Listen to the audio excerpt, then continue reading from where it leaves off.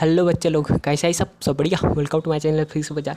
तो last lecture में अपन ने क्या किया था? लास्ट लेक्चर में अपन ने क्वेश्चन नंबर जो 10 था उसको अपन ने किया था, ठीक है। उसका पार्ट 1 पार्ट 2 करके उसको समझे थे। उसमें मैंने पार्ट 1 जो था उसको बताया था और पार्ट 2 उसका लास्ट लेक्चर था उसको मैंने बताया था, ठीक है। तो इस वाले लेक्चर में क्या करेंगे, इस वाले लेक्चर में जो क्वेश्चन नंबर 11 है उस चीज़ को समझेंगे, ठीक है। एग्जाम्पल नंबर 11 को, ठीक है। अच्छा, नए लोग आए होंगे, मैं उनको बता देता हूँ यार। मैं जो एस सी वर्मा को वॉल्यूम 1 है ना, उसमें से जो सेकंड यूनिट है उसका जो वर्कड आउट एग्जाम्पल्स है, वहाँ के सारे एग्जाम्पल्स को हैंड रिटन के थ्रू आप लोग को समझाता हूँ, ठीक है। नए लोग आए होंगे तो ये पहले उनको बता दूँ कि यहाँ मैं क्या चीज़ एक्सप्लेन करता हूँ, ठीक। तो ठीक है, स्टार्ट करते हैं बिना कोई बकैती के, ठीक है। तो इसने दिया क्या है, क्वेश्चन नंबर 11 में इसने दिया है कि the volume of the sphere is given by v equal to 4/3 pi r cube दिया है, जहाँ r क्या है, इसका मतलब जो स्फीयर है उसका रेडियस है, ऐसा इसने बोला है, ठीक है।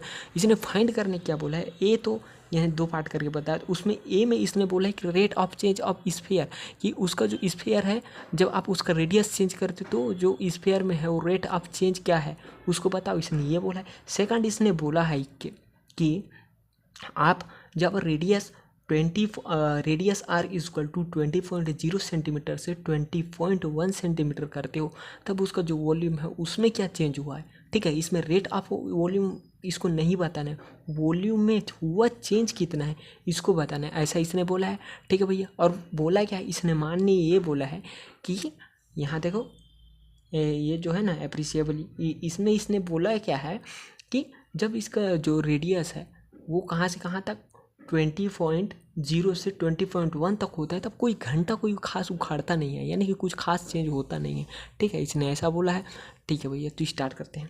तो सबसे पहले पारंपरिक अनुसार सॉल्यूशन लिखिए। अच्छा, इसको 2 पार्ट में बताऊंगा, पहले फिर बता दूँ, ठीक है। इसको 2 पार्ट में बताऊंगा, इसका नेक्स्ट पार्ट वो अगले लेक्चर में आएगा, ठीक है।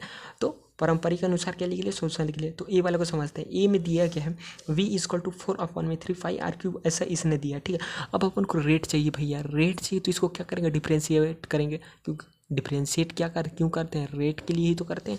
तो रेट करेंगे किसका करेंगे, वॉल्यूम का डिफ्रेंशिएशन करेंगे, किसके रिस्पेक्ट में करेंगे, आर के रिस्पेक्ट में, क्योंकि आर चेंज हो रहा है यानी कि रेडियस चेंज हो रहा है, ठीक है भैया। तो इसको लिख ले dv/dr, इस तरह से लिख ले, इक्वल टू इसको वैल्यू पुट कर देते हैं। v का वैल्यू क्या है, इधर क्या दिया है, v इक्वल टू, ठीक है, 4/3 पाई r क्यूब दिया। तो पाई देखो 4/3 पाई कांस्टेंट है भैया, तो इसको इधर निकाल देते हैं ना।